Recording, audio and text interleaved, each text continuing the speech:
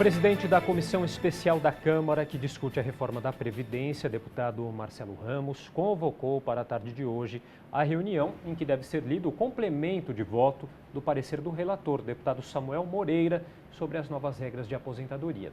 Bom, para falar dessas prováveis mudanças no texto, o Jornal da Câmara recebe hoje o Ricardo Balistiero, que é mestre em Economia e coordenador do curso de Administração do Instituto Mauá de Tecnologia. Tudo bem, Ricardo? Prazer recebê-lo. Olá, Brusco. Prazer é tudo meu, uma satisfação estar de volta. Ricardo, o próprio presidente da Câmara dos Deputados, Rodrigo Maia, disse que hoje era o prazo aí final para se decidir essa questão de estados e municípios na reforma da Previdência, se serão incluídas ou não. Qual que é o seu palpite, sua opinião? Será que serão incluídos aí estados e municípios na reforma? Bom, eu tenho a impressão que essa negociação vai se estender até minutos antes do início da sessão.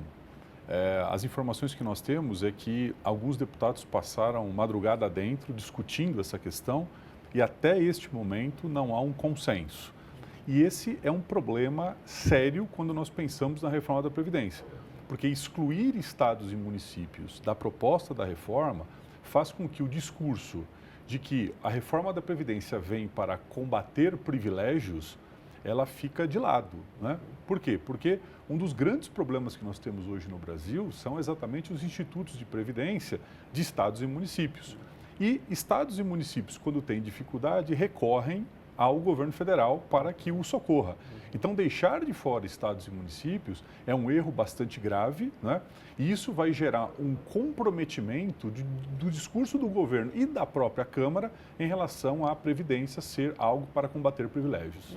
Uma outra mudança aí provável deve ser em relação às regras mais brandas para a aposentadoria de professoras. Como deve funcionar essa mudança, Ricardo? Bom, numa reforma, quando nós começamos a fazer exceções, nós, de alguma forma, estimulamos outras categorias a discutirem o seu mérito. Todo mundo quer se aposentar mais cedo e todo mundo quer ganhar mais, né? Então, qual é o discurso inicial da reforma da Previdência?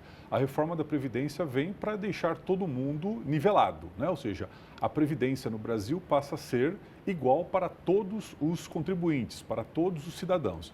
A partir do momento que exceções vão ocorrendo, isso naturalmente vai estimular outras categorias a pleitear a mesma coisa. Exemplo, o funcionalismo público, exemplo, os militares, exemplo, os policiais, né? Exemplo, parte do judiciário. Então, nós temos que tomar bastante cuidado. Qual é o fundamento para que a professora se aposente mais cedo e não o professor? Qual é o fundamento científico por trás disso, né?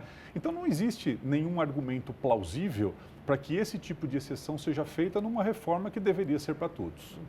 Uma outra nova regra aí seria em relação ao pedágio, né, que deve beneficiar aí os servidores homens que ingressaram aí no serviço público antes de 2003, né? Por que esses servidores homens também aí seriam aí os grandes beneficiados dessa nova regra de pedágio, né? Porque gritaram mais alto, né? E porque tem lobbies que se articulam no Congresso Nacional, né?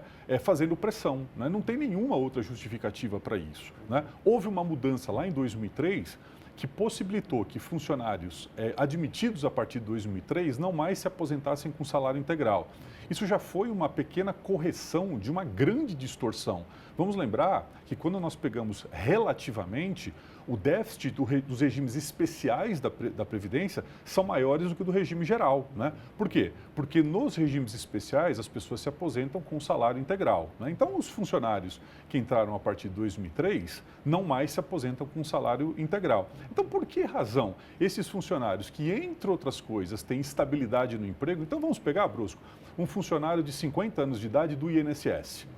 Se ele perder o emprego aos 50 anos de idade, vai ser muito difícil ele conseguir um emprego com carteira assinada para se aposentar, por exemplo, aos 65. Como que ele faz com esses próximos 15 anos?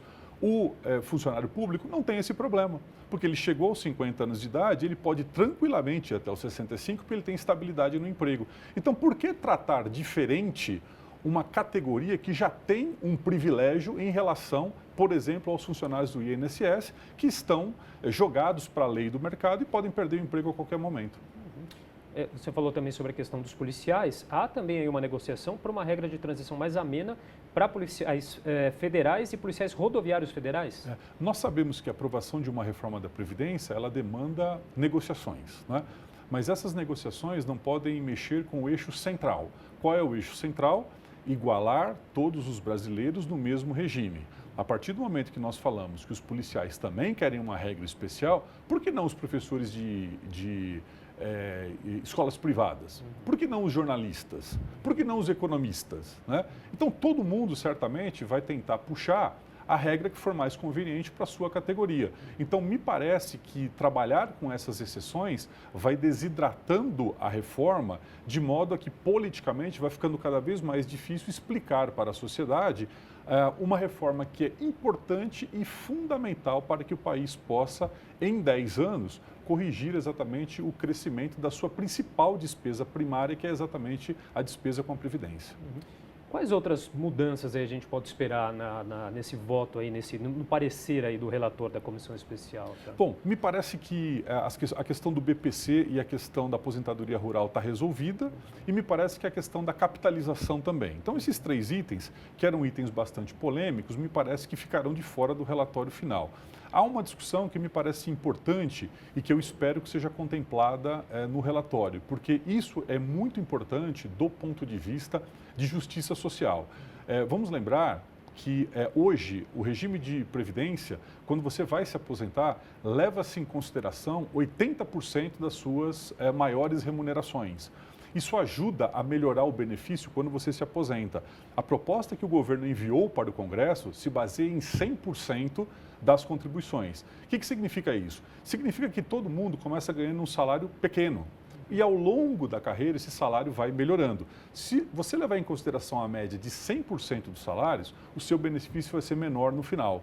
Se você leva em consideração apenas 80%, como já é hoje no Brasil, me parece que isso faz uma justiça social quando a pessoa atingir as regras para aposentadoria. Então eu espero que essa mudança seja contemplada e apareça no relatório. Bom, vamos lá, vamos ver o que vai dar. A intenção é que se vote aí até o dia 18 de julho, né, quando os parlamentares entram em recesso.